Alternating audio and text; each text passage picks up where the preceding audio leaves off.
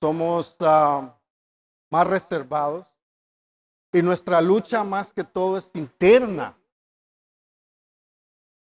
Internamente nosotros luchamos con la responsabilidad, con los temores y no los mostramos. ¿Por qué? Porque simplemente el hombre es el cabeza de la casa. Y usted sabe que cuando alguien mira que la cabeza está llena de temor, está llena de inseguridad, está llena de ¿qué podemos decir? De tantas cosas. Entonces todo lo demás tiende a sucumbir, tiende a desmoralizarse, tiende a caer. Entonces podemos darnos cuenta que la responsabilidad del hombre es grande, pero no se ve casi, ¿verdad? Porque la mujer es que como resalta más en todo, ¿verdad? Cuando vamos a algún lugar, ¿verdad? El hombre no resalta como la mujer, ¿verdad? Entonces, casi nadie nota al hombre. Casi nadie toma en cuenta al hombre. Porque él aguanta. ¿Verdad? Él es hombre. Él resiste todo. Pero no. A veces yo siento o pienso que los hombres somos más sublimes, más sensitivos que las mujeres. Y a veces eso la mujer a veces no lo comprende. A veces el hombre siente temores, a veces el hombre siente dudas, a veces el hombre siente la carga demasiado pesada. Pero a mi hermano Rodrigo que así es. El hombre cada vez que se levanta en la mañana tiene que pensar cómo va a guiar a sus familias, qué les va a llevar de comer, si tiene para esto, si tiene para aquello. ¿Me entiendes? No sé si eso se podrá aplicar a estos tiempos, porque en estos tiempos hay muchos hombres que no son responsables en sus casas. Estamos viviendo una generación, hermano, donde el hombre ha perdido completamente su enfoque o su llamado natural, que es proteger a su familia. Hay muchas madres sin padre, sí, quiero decir muchos hijos sin padre, y mujer sin esposo. ¿Por qué? Porque ahora yo creo que los hombres se llenaron de temor de tanta responsabilidad que es ser hombre. Ser hombre de la casa es algo muy especial y no muchos hombres pueden. ¿Por qué? Porque no tienen el conocimiento que necesitan. Por eso nosotros tenemos la Biblia. La Biblia es nuestra guía ¿para qué? Para ser hombres y mujeres verdaderos. Como Dios lo estableció. Amén. Entonces, feliz Día de los Padres. Y vamos a disfrutarlo ahora porque hemos preparado algo muy bonito para este día. Amén. Pero antes vamos a estudiar la palabra de Dios. Mi hermano Ernesto, gracias por estar aquí con nosotros. Que el Señor me lo bendiga. Siempre oramos por usted, mi hermano, y por su familia. Y por todos ustedes también. Así es que vamos a abrir nuestras Biblias. ¿Estamos listos?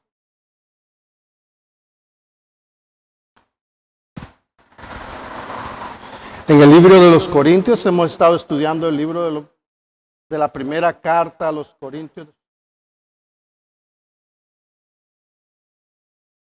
Y hemos llegado hasta el capítulo 8, ¿verdad? Y vamos a empezar el 9.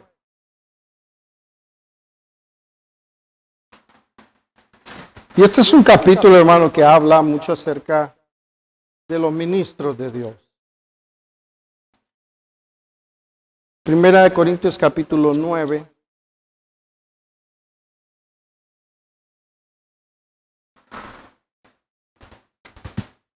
Dice así la palabra de Dios. En el nombre del Padre, el Hijo y el Espíritu Santo, te pedimos, Señor, que nos ayudes en este día. Seas tú, Espíritu de Dios, hablando en nuestras vidas, no sea el hombre, no sean mis palabras, Señor, no sea, Señor, mi habilidad, sino la tuya en mí, Señor, para que mis hermanos sean bendecidos, Señor, edificados en tu santa palabra, Señor. En nombre de Jesús. Amén. Estuvimos estudiando, hermano, el capítulo 8 de Primera de Corintios, que habla acerca de la responsabilidad que tenemos como creyentes de dar un buen ejemplo a los demás. Sí, ya se recordaron de todo, ¿verdad? Y la importancia que es no tomar tan a la ligera nuestro testimonio delante de los demás, porque es muy importante. Es muy importante dar una buena imagen, porque somos la imagen de Dios aquí en la tierra. Amén. Entonces, si alguien quiere conocer a Dios, entonces va a decir, mi hermana Trini tiene a Dios en su corazón, pues si la conozco a ella, conozco a Dios. Imagínense qué tremendo, ¿verdad? Alguien está buscando. Qué tremendo, hermano, que Dios espera que nosotros reflejemos la vida de Cristo aquí en la tierra. Cada quien que quiere conocer a Cristo debería de fijar su mirada en nosotros. Imagínense qué tremendo, ¿no? Si no tenemos una gran responsabilidad de parte de Dios. Entonces, Pablo dice, el apóstol Pablo le dice a la iglesia de Corinto, tengan cuidado cómo ustedes viven. ¿Por qué? Porque su vida refleja que Dios está en ustedes. Que ustedes son dirigidos por el Espíritu de Dios. Pero en la iglesia de Corinto, hermano, podemos ver que muchos habían que no querían recibir a Pablo como apóstol. Entonces, Pablo comienza el capítulo 9 con una serie de preguntas. ¿Por qué preguntamos nosotros? Porque queremos saber qué es lo que piensa la gente. Y ese motivo lo tenía Pablo para saber qué pensaban ellos de él. Y de dejarles saber que él estaba seguro de lo que era un apóstol. Porque ¿cuántos saben que el Señor Jesús inició su ministerio con 12 apóstoles? Y Pablo no era uno de los 12 que iniciaron. Entonces, por eso, cuando Pablo inició la iglesia en Corinto, hermano, se vio con se miró en esa situación de que ellos decían, bueno, este no es de los 12. ¿Y cómo es que dice que es apóstol? Y viene acá y nos quiere enseñar cosas, ¿verdad? Pero no le creemos. Entonces, iniciamos en el versículo 1 y dice Pablo, no soy libre, no soy apóstol, no he visto a Jesús, nuestro Señor. ¿No son ustedes el fruto de mi trabajo en el Señor?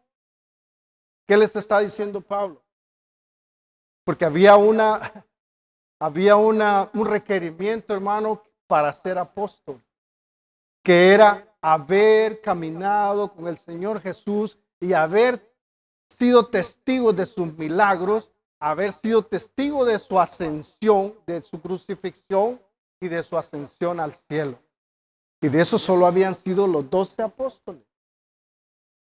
Pero déjeme decirle que Pablo vio al Señor Jesucristo también. Y él lo reafirma acá. ¿No he visto yo al Señor Jesucristo?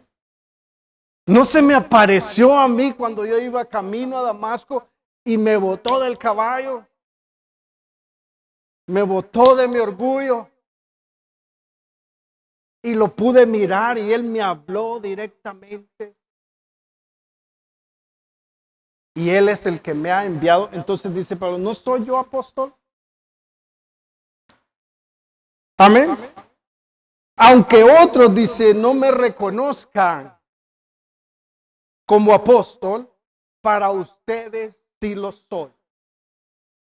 Porque ustedes mismos son el sello de mi apostolado en el Señor. Imagínense, él fue el que fundó la iglesia de Corinto, hermano. Ellos estaban permaneciendo en el camino del Señor por la enseñanza de Pablo. Él los trajo al conocimiento del Señor. Entonces, ellos eran el fruto de su apostolado. Eso es lo que les está diciendo Pablo. Amén.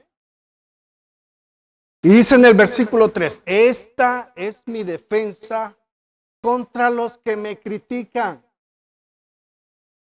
¿Acaso no tenemos derecho a comer y beber?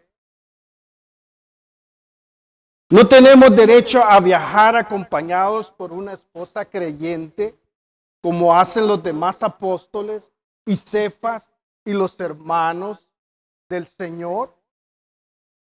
Fíjese, ¿qué dice? ¿Acaso no tenemos derecho a comer y a beber? Porque sabe que la iglesia era la que sostenía a los apóstoles. Era la iglesia la que sostenía a los apóstoles. Pero a Pablo le querían negar esa ayuda en Corinto. Por eso él les dijo, ¿acaso no tenemos derecho? Como los demás, como los apóstoles, como Cefas, como Pedro y como los hermanos del Señor. Porque muchos creen que el Señor Jesús no tuvo hermanos.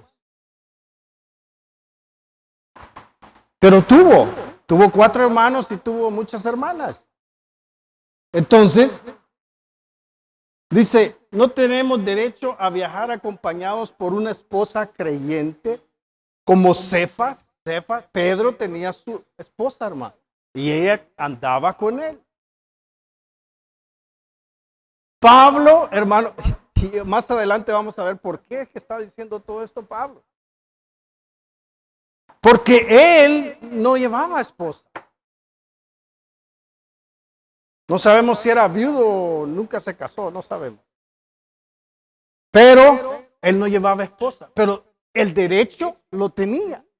Si él se hubiera casado, él tenía derecho a llevar su esposa con él, como los demás, que no lo criticaran. Amén. Entonces dice, o es que solo Bernabé y yo estamos obligados a ganarnos la vida con otros trabajos. O sea que la iglesia de Corinto para nada les quería ayudar a Pablo y a Bernabé. No querían soportar. Las otras iglesias, la iglesia de Éfeso, la iglesia de Gálata, todos ellos les daban ofrendas a ellos. ¿Para qué? Para que se mantuvieran. Pero Pablo no lo hacía. Él lo que hacía es, tenía su propio trabajo y hacía tiendas de campaña para agarrar ganancias y de eso sostenerse cuando estaba en Corinto, porque en Corinto estuvo cerca de 2 años. Todo ese tiempo la iglesia de Corinto no le quiso ayudar a Pablo. Entonces se ve obligado él a mostrarles esto a ellos, que dice, yo estoy trabajando, pero no lo estoy haciendo para obtener ganancias de usted, sino que yo hago mi trabajo aparte. ¿Para qué? Para no causarles problema a ustedes. Porque una iglesia que no ha entendido que los ministros son una bendición para la iglesia y necesitan ser sostenidos por la iglesia, entonces no han entendido, entonces son personas que están inmaduras. Corinto era una iglesia inmadura. Y fíjense que, bueno, viene al cabo que estamos hablando de esto, pero que en estos tiempos, hermanos, se ha vituperado mucho el nombre de los ministros, porque dicen los ministros, se les queda todo el dinero de las iglesias, los ministros se agarran todo el dinero de las iglesias y todo el asunto, ¿verdad? Y la gente ya como que se ha quedado como con temor, ¿verdad? Y yo no le voy a regalar el dinero. ¿Cómo? Que trabaje, que trabaje. Pues eso le decían a Pablo. Pablo dijo, no, miren, yo no quiero ser tropiezo para usted. Yo trabajo. No porque no tenga derecho como ministro de la iglesia a que me sostenga. No, por no hacerlos caer a ustedes. Yo creo que ese temor se ha perdido entre los ministros, ¿verdad? Que no les importa lo que la gente piensa, ellos solo son para adentro, para adentro, para adentro y para adentro. Solo para ellos y para ellos y para ellos. Estamos hablando un poco claro, sí. Estamos comprendiendo lo que dice Pablo, ¿verdad? Entonces dice, en el versículo 6, ¿o es que solo Bernabé y yo estamos obligados a ganarnos la vida con otro trabajo? Los apóstoles no. A ellos sí lo reciben y a nosotros no nos reciben. No nos quieren sostener, pero dice en el versículo 7, ¿qué soldado presta servicio militar pagándose sus propios gastos? Fíjese, es algo muy lógico pensar que cómo va a ir un soldado representando a un país a una guerra, comprándose su propio fusil, comprándose su propio casco, todo lo que él necesita. ¿Alguien iría a la guerra así? Es muy lógico que no, ¿verdad? Y Pablo dice, ¿acaso, dice, un soldado presta servicio militar pagándose sus propios gastos? ¿Qué agricultor, fíjese, y esta es la próxima pregunta, qué agricultor planta un viñedo y no come de sus uvas? Y luego vuelve a hacer como que todavía no entendían los corintios, vuelve a repetir y vuelve a dar otro ejemplo. ¿Qué pastor cuida de un rebaño y no toma de la leche que ordeña? ¿Cuántos han ordeñado vaca aquí? Yo nunca he ordeñado vacas, ¿sí? ¿Verdad que sí se echa su vasito de leche cuando, tan rica que es? A mí me han dicho que es tan rica, ¿verdad? Pero yo nunca le he probado así calientita y todas las, no.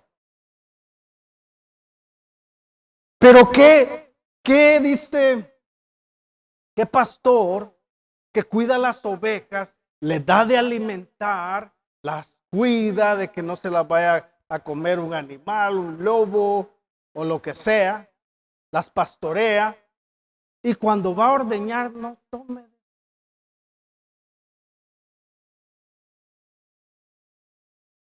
Y dice Pablo, no piensen que digo esto solamente desde un punto de vista humano. Él está diciendo, yo no estoy metiendo mi sentir acá.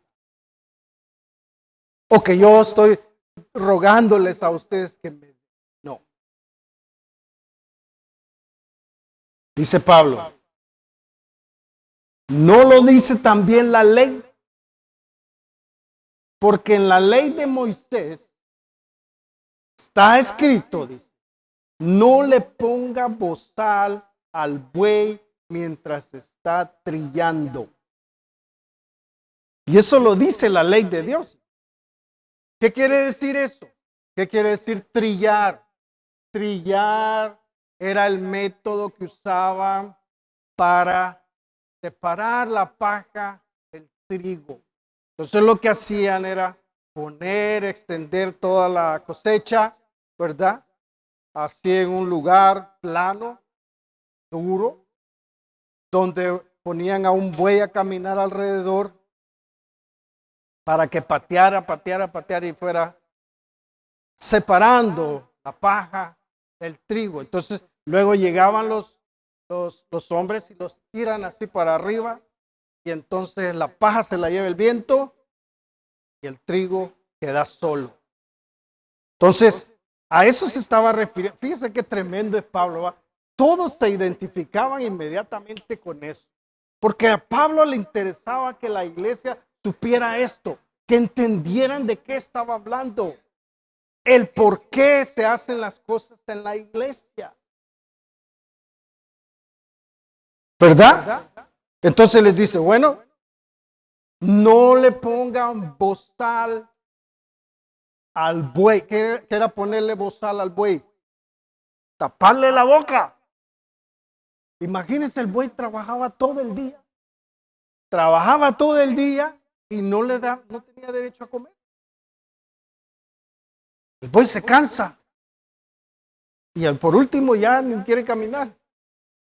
Entonces dice, si Dios tiene cuidado del buey, así como lo puso en la ley, porque en la ley lo puso el Señor, no le pongan, por favor, no sean ingratos, porque no querían ni que se comiera el poquito de paja, el pobre buey. No le pongan bozal. Y si Dios tiene cuidado del buey, ¿cómo no va a tener cuidado de sus ministros? ¿Estamos? Dice, porque en la ley de Moisés está escrito, no le ponga bozal al buey mientras está trillando. ¿Acaso se preocupa Dios por los bueyes o lo dice más bien por nosotros? ¿Verdad que tiene Dios cuidado de los animales? Claro que sí. Y más de sus ministros, hermano. Dios no va a poner a un ministro, hermano, para que aguante hambre. O por último se canse, hermano. Porque trillar, hermano. Y la iglesia no responde. Se cansa. Entonces el ministro dice, bueno, le voy a traer a la hermanita Firulais aquí a que les hable su testimonio de 3 horas. Hermanita, pase y por favor, dele su testimonio a los hermanos. 3 horas. Ya todos se lo pueden. Ya todos conocen la vida de la hermana. Y todavía llora cuando da el testimonio. Y ahí está la iglesia bien entretenida. Entonces el pastor dice, ya me cansé. Ya me cansé. Y dice, bueno, hay que se alimenten como sean las ovejas. Imagínense un pastor diciendo, ay, bueno, hay que se vayan las ovejas por allá. Hay que se vayan allá, hay que se las come el lobo. ¿Sería un mal pastor? ¿O será un pastor que lo tienen con el bozal? Amén. Dice que es un tema muy, muy delicado en estos tiempos, hermano, porque se han visto tantas fechorías, tantas corrupción, que cuando vemos la verdad escrita en la Biblia, ¿verdad? El Señor puso ministros en su iglesia no para enriquecerse, sino para que fueran sostenidos por la iglesia. No enriquecidos. Porque ahora, como decía este pastor, métete a pastor, mira, hay lana, hay lana. Por eso yo a mi hijo ya le dije que sea pastor, que ahí la tiene hecha. No. Si pensamos así, hermano, está completamente equivocado. Porque la iglesia no se puso para enriquecer a los hombres. La iglesia es el pueblo de Dios. Y el pueblo de Dios es tan importante para Él. Que sea alimentado, que sea crecido, que sea lleno de su palabra, con la verdad. Pero se da cuenta porque a veces la palabra de Dios está faltando en estos tiempos. ¿Por qué? Porque se cansaron y dijeron, no, hay que darle lo que le gusta.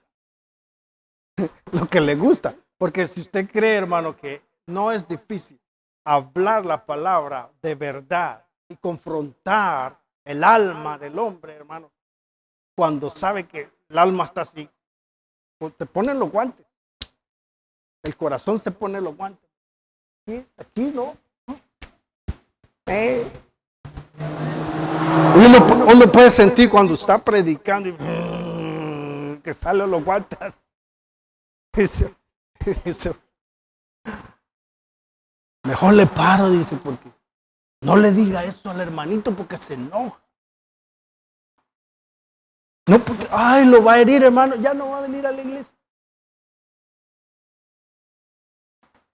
El Señor Jesús no le importaba eso. ¿Qué les dijo Él? Bueno, ustedes, como son, ¿verdad?, hambrientos, me andan siguiendo porque les di de comer, ¿verdad? Si ustedes no, dice, llevan su cruz, ya no me sigan. ¿Cuántos le siguieron después de eso? Bien, poquitos se fueron con el Señor. Porque, hermano, el corazón es donde está el panal de abejas. Donde si usted mete la mano, hermano, agárrese, que le dejan la mano así, corto mano. No se atreva a meterle la mano aquí porque aquí solo yo. Por eso el Señor Jesús vino no a libertar al pueblo de Israel de sus opresores, vino a libertar al hombre de su propio pecado en el corazón. Vino a hacer libres a los hombres del pecado, del orgullo. Y por eso no lo entendieron. No lo entendieron. Según ellos, el Señor vino y que les iba a hacer la guerra a los romanos y que, ¿verdad?, los iba a libertar como el rey David y tal. Pero cuando vino, el enemigo está dentro de nosotros. Está en el corazón bien arraigado, ahí donde está atesorado el odio, el rencor, la envidia, los celos. Ahí es donde está atesorado. Y ahí no entra si no es el Espíritu de Dios.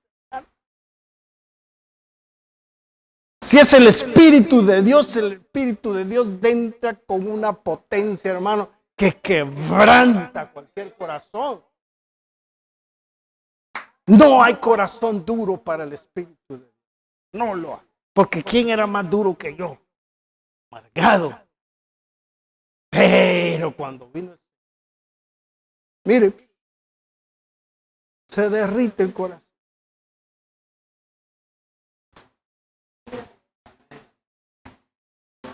Que los hombres no lloran, sí lloran cuando sienten la presencia del Señor. Porque a mí me ha pasado. No está uno, hermano, todo. Es que el amor de Dios, hermano, lo llena todo. Cuando usted siente el amor de Dios, ¿cuántos han sentido el amor de Dios? Hermano, lo inunda, hermano, siente que el pecho le va a explotar así de tan grande que siente el corazón. Es el amor de Dios. incomparable.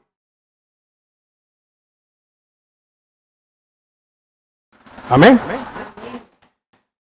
Seguimos entonces.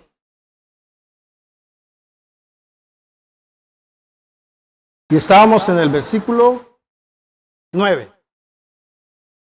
Porque en la ley de Moisés está escrito: no le pongas bozal al buey mientras esté trillando. ¿Acaso se preocupa Dios por los bueyes o lo dice más bien por nosotros? Por supuesto que lo dice por nosotros. Así dice. Porque cuando el labrador ara y el segador trilla, dice, deben hacerlo con la esperanza de participar de la cosecha. Porque si usted va a trabajar todo el día arando y sembrando, luego recogiendo la cosecha y no se va a comer ni siquiera una mazorca, sería injusto con usted mismo. Exactamente. Y dice, si hemos sembrado semilla espiritual entre ustedes, será mucho, la pregunta que hace, será mucho pedir que cosechemos de ustedes lo material. Si hemos sembrado lo espiritual, que es la palabra de Dios, sería mucho pedir que nosotros cosecháramos lo material. O sea, Pablo les dice, tanto que he lidiado con ustedes, porque los corintios eran cosas serias, hermano. Recuérdese que leímos en los primeros capítulos que un hombre hasta tenía por mujer a la madrastra. Eran tan pecadores, hermano, que hoy borrachos y en la Santa Cena se emborrachaban. Era algo terrible. Y Pablo les dice, he aguantado con sus vidas y los he ministrado hasta ahorita. Y ustedes están en pie por lo que les he enseñado, lo espiritual. Y todavía así, ustedes me niegan la ayuda. Y fíjense que Pablo no les está reclamando, sino que él quiere que entienda el por qué. Mire, dicen el 12, vamos, ¿verdad? Si otros tienen derecho a este, ¿qué dice? Sustento de parte de ustedes, ¿no lo tendremos aún nosotros? Y hasta ahorita no he leído yo que haya una respuesta de los corintios, ¿verdad? Solo pura pregunta de Pablo. ¿Por qué? Porque los corintios estaban así. Oh my God. Oh my God. Sin embargo, dice, no ejercimos este derecho, ¿sabe? Sino que lo soportamos todo con tal de no crear obstáculo al evangelio de Cristo. Es que Pablo era tremendo. Dice, mire, no me importa que no me hayan ayudado. No siento remordimiento ni siento enojo con ustedes. Porque no lo hago con ese propósito de obtener cosas de ustedes, sino que lo hago con el propósito del evangelio. Cristo, que el evangelio sea fundado en sus corazones. Con ese propósito yo me niego. Y sigo trabajando con usted. Fíjese qué tremendo, hermano. Y vamos en el 13. No saben, dice, que los que sirven en el templo reciben su alimento del templo. Y que los que atienden el altar participan de lo que se ofrece en el altar. ¿A qué se está refiriendo? Ustedes saben que leímos que en el templo ese que tenían de Apolos, hermano, sacrificaban animales, cortaban la carne, ¿verdad? Y si dice, ellos comían de la carne. Les estaba poniendo este ejemplo. Que si esos sacerdotes que adoraban a ese dios Apolo, podían comer de lo sacrificado a ese dios, de la mejor carne, hermano, podían ser partícipes de ello. Él les pregunta, ¿no estos sacerdotes comen de esa carne?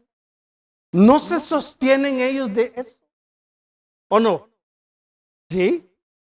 Así dice también el Señor ha ordenado que quienes predican el evangelio vivan del evangelio. Hermano, y eso es una...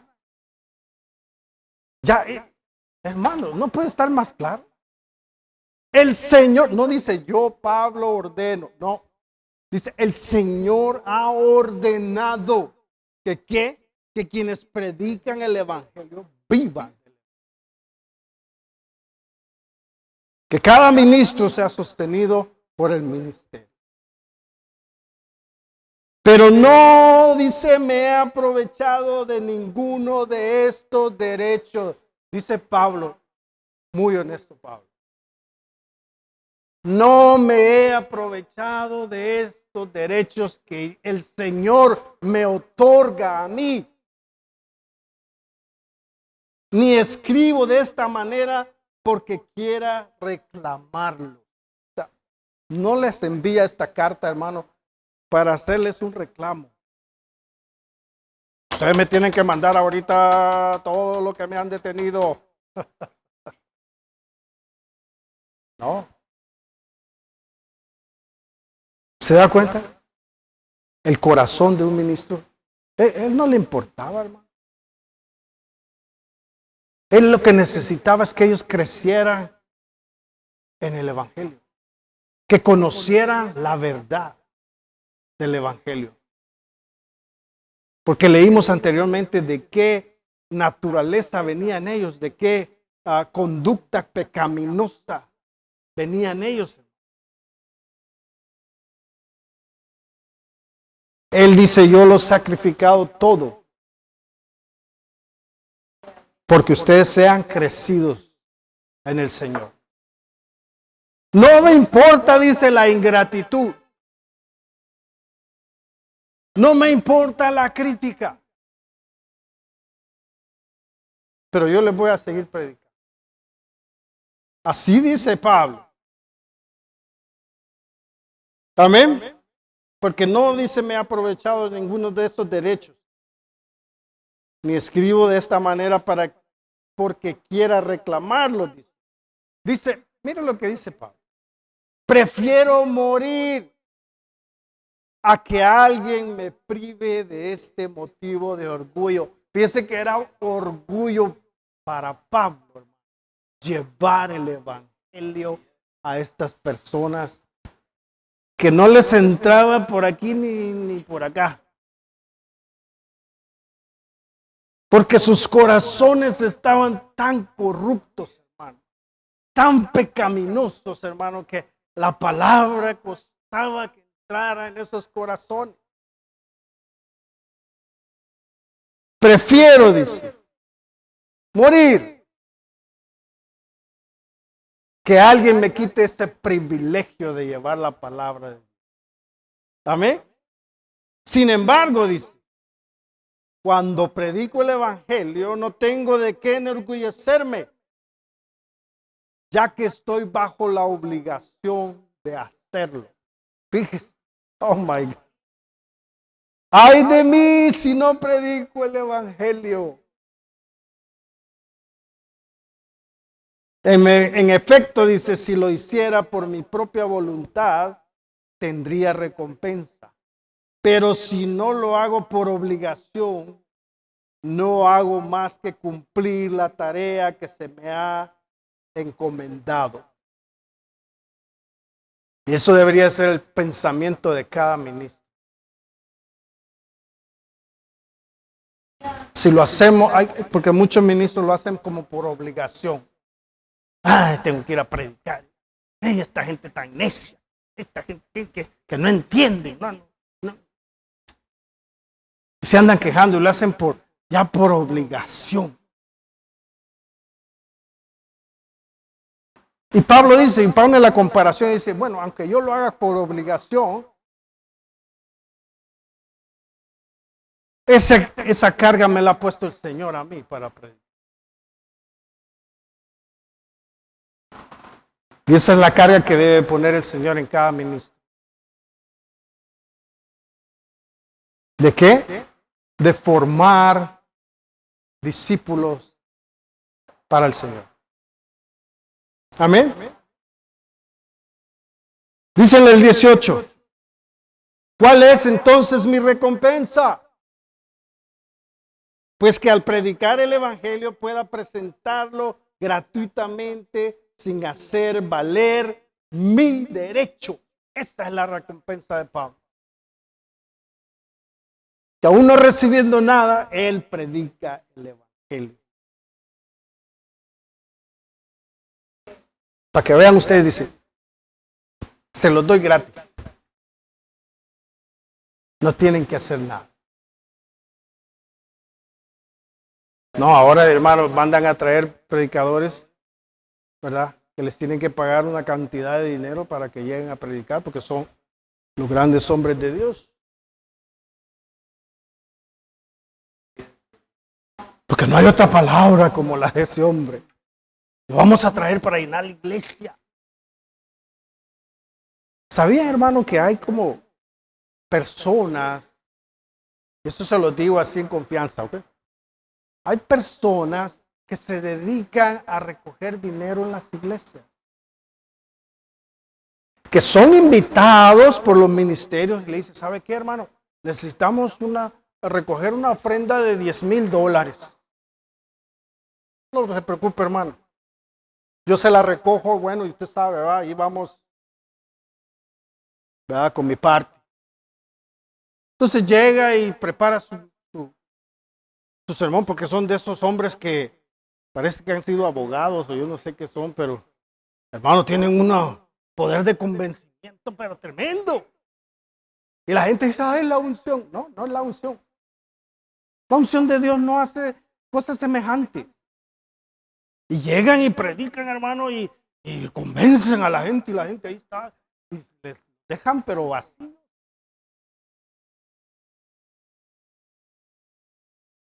Y al final, hermano, todos en paz.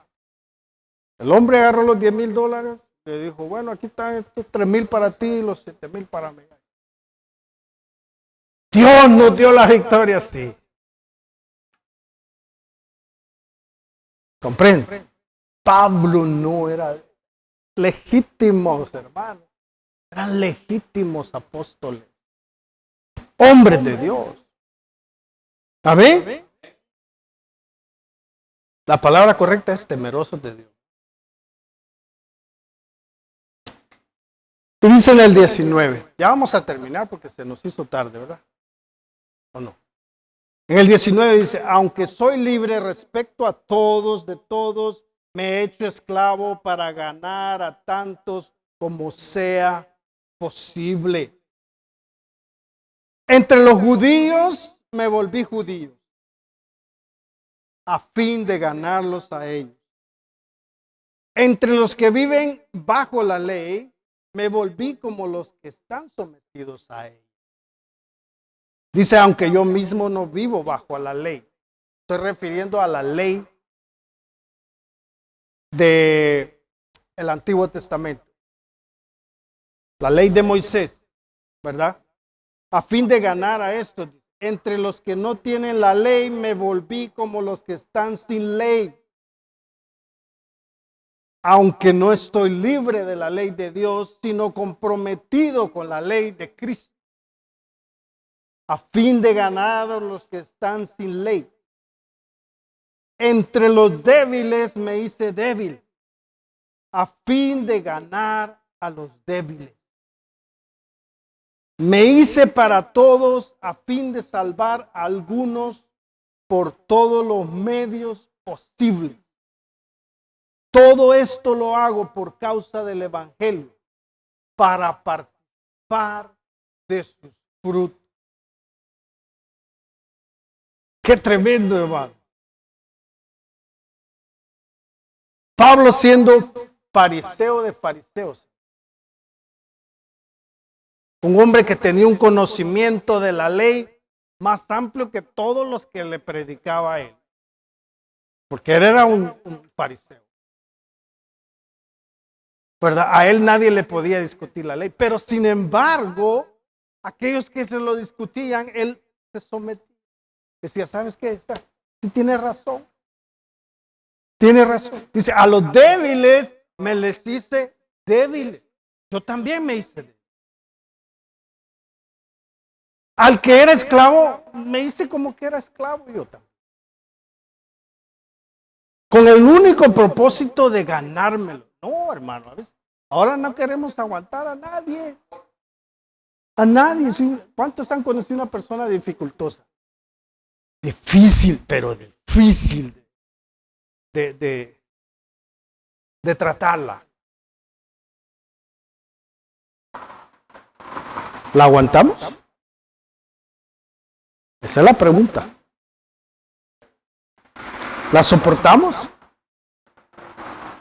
¿O le damos la vuelta?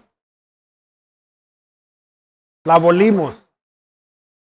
Aquel que viene a veces, hermano, tiene tanto tiempo en el Señor y todavía viene con cosas, a preguntarle cosas de la Biblia que son completamente erróneas, pero usted no le dice, ay hermano, usted no es, ¿verdad?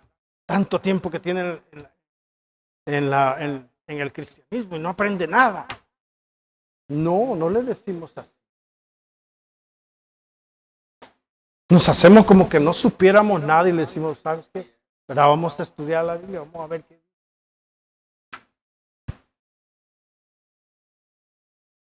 Aquel que es imprudente, hermano, a veces hay personas que son muy imprudentes. A veces, hermano, que sueltan las palabras así, no se dan cuenta que ofenden, no se dan cuenta que hieren, nada, ellos las sueltan. Simplemente porque no saben, no conocen lo que es ser una persona mansa y humilde. Si algo no les gusta, lo sacan por la boca. ¿Verdad? Y entonces, ¿qué hacía Pablo?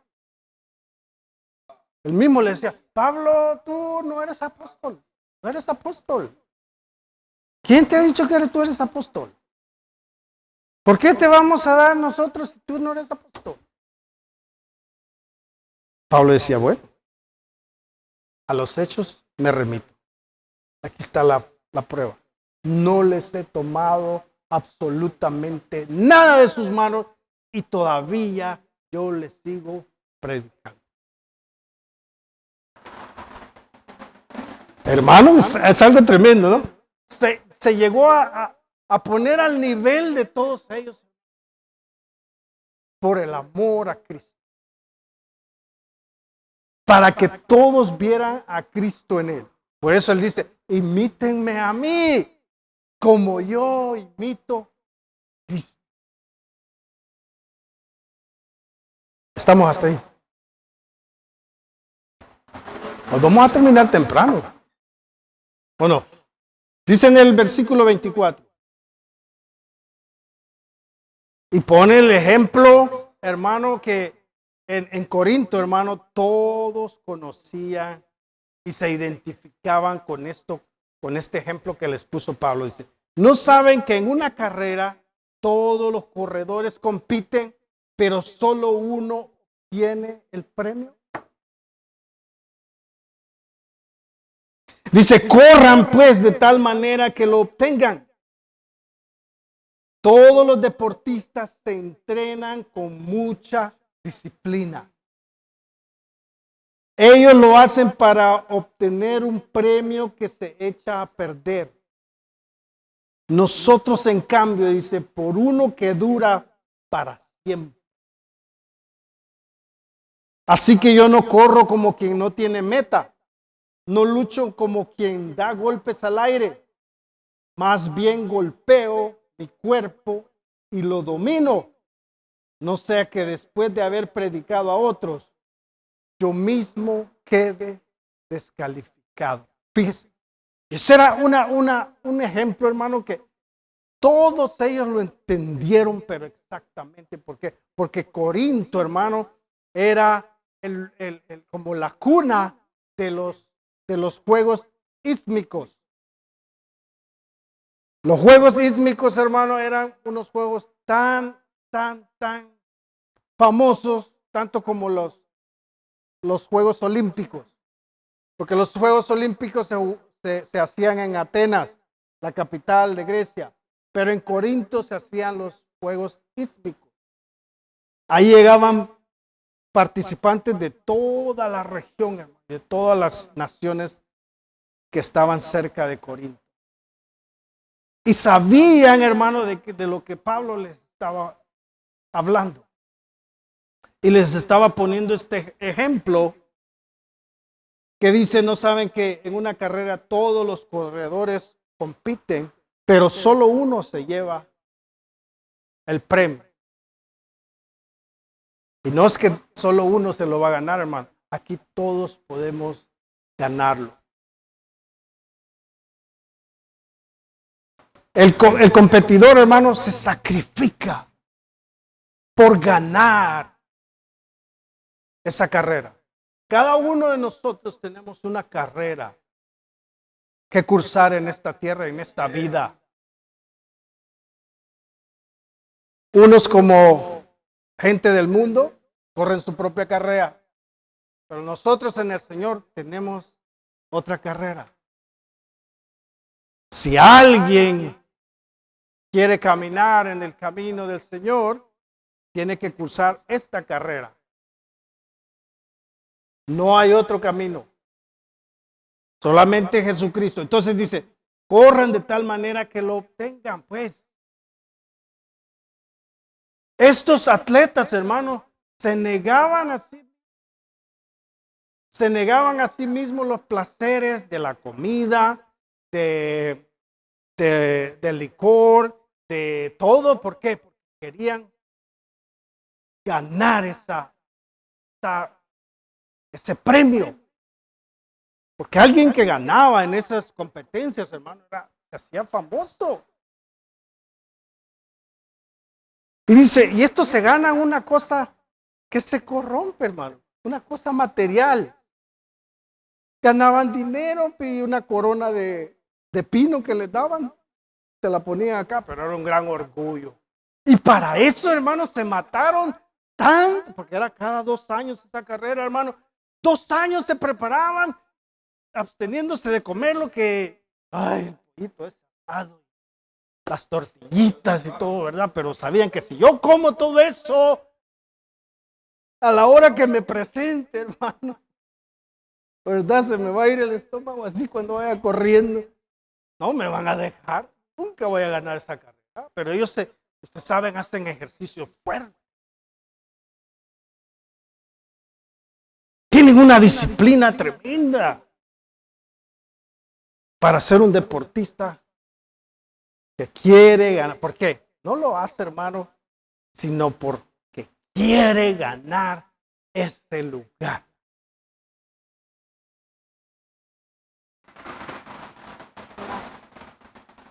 De todo se abstiene y su sacrificio está ahí por obtener esa corona que no le va a durar. Esta corona de pino se le secaba, hermano. Ya la semana esa corona ya. Es cierto que ganaban un poco de dinero, pero no era la gran cosa. Y si ellos se sacrifican para obtener ese premio, más nosotros que tenemos esa carrera adelante y que miremos, dice Pablo, como que vamos a ganar ese premio.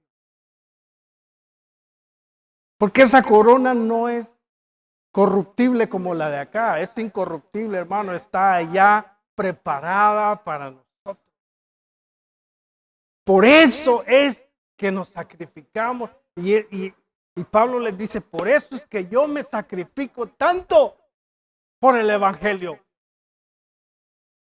No estoy corriendo por lo que yo gane del evangelio. Estoy corriendo por lo que yo gane ya cielo. La corona que el Señor me tiene preparada. Pero la iglesia confunde ahora el asunto. Y los ministros confunden todo el asunto. Porque ya no están corriendo, hermano, como que le están trabajando a la gente. Y si la gente se le predica la verdad, hermano, ya no dan alegría. Ah, no.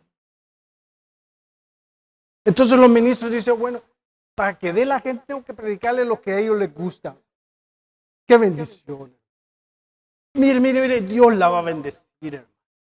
Ya ver que Dios la va a levantar. Yo le profetizo, hermano, que verdad, el Señor va a derramar bendición. Hermano, que no llega ni a la iglesia.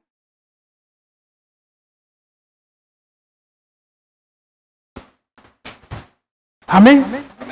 Por eso me sacrifico, dice Pablo. No me importa que no me paguen. No me importa que no me paguen. Yo sigo la carrera que Dios me ha puesto por delante. Porque yo sé que mi corona me está esperando. Y esa no es como la corona aquí. Lo que da el hombre. Lo que da el hombre, hermano, no se compara con lo que da Dios. Eso se está refiriendo. Corro de esa manera, hermano, porque no vaya a ser, hermano, que yo habiéndole predicado a muchos, dice Pablo, al final me desvíe de la carrera y diga, bueno, pues ya me cansé, malagradecido, desobediente. Que les hubiera dicho Pablo así a los corintios, ¿verdad? Desobediente. Mire, ingratos. Ah, no sirve para nada. Ah, mejor no. No. ¿Sabe qué? En estos tiempos, hermano, muchos pastores están desertando de las. Están dejando los ministerios. Porque ya no aguantan. Ya no aguantan. Hay que predicarles la verdad, pero Señor, ¿cómo les predico la verdad si se enojan? Ahí me para la trompa el hermano así. Hoy está aquí. ¿Cómo este hermano se fue a predicar a las calles, ¿verdad? Yo siempre me recuerdo. Se fue a predicar allá en el downtown, allá donde el Skid Row, todo eso, donde están todos los homeless y todo eso, drogadictos y todo el asunto. Pues ahí se llegaba a predicar los domingos y les predicaba el amor de Cristo y después de todo les daba un sanguchito. Y todos, hermanos, llegaban por el sanguchito, no por la palabra. Entonces este hermano, como lo vio, ¿verdad? Y dijo, ¿sabe qué? ¿Le deja predicar ahí? Y le dijo que sí. ¿Se fue, hermano? No, hermano. Les habló la palabra, pero la pura verdad. Les digo, ustedes son unos inconsecuentes, desvergonzados, que no quieren trabajar, no quieren arreglar sus vidas. Y Dios dice, hermano. Al siguiente domingo, estaban esperando. Y yo fui de invitado ahí. Me dijo el hermano, acompáñeme. Me dijo. Pero ya no fue el que les predicó, ¿me entiendes? Sino que me mandó a mí. Dijo, vaya hermano, vaya a acompañar. Y me voy yo. ¿Verdad? Y estábamos poniendo las sillas y todo. Un montón de gente. Mire hermano, habían hombres que tenían navajas. Y las estaban afilando en la cuneta de la calle. Y le hacían así. Y me acerqué yo por ahí, me andaba poniendo sillas y todo. No va a venir el predicador ahora, me dijo. Y le dije, no, pero le vi el gran puñal así, hermano. Me pregunto yo cuando Jesucristo vino a predicar aquí a la tierra y les dijo a los fariseos hipócritas. Ah, no, ahí estaban con la navaja, hermano. Dice mucha gente en la iglesia, cuando se les predica la verdad, hermano, sacan el puñal. Sacan el puñal. Entonces muchos pastores dicen, no, hombre, ¿cómo yo voy a estar? Hombre, no puedo. Mire, a Pablo lo apedrearon, hermano, casi lo dejaron por muerto. Ellos pensaron que ya estaba muerto. ¿Cómo lo habrán dejado? Imagínense tanta pedrada. ¿A quién le han dado una pedrada alguna vez? Se me hace que ha de doler. A mí me han dado un hundillazo una vez, pero una pedrada así, mano limpia. Lo dejaron casi muerto. Porque no lo querían. Querían deshacerse de él, como quisieron deshacerse del Señor.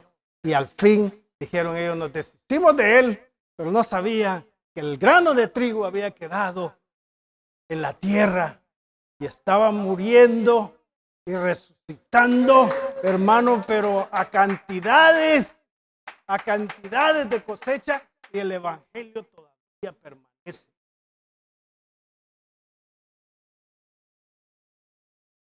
Y es ministerio nuestro que continúe, porque hay mucha gente y muchas vidas que salvar.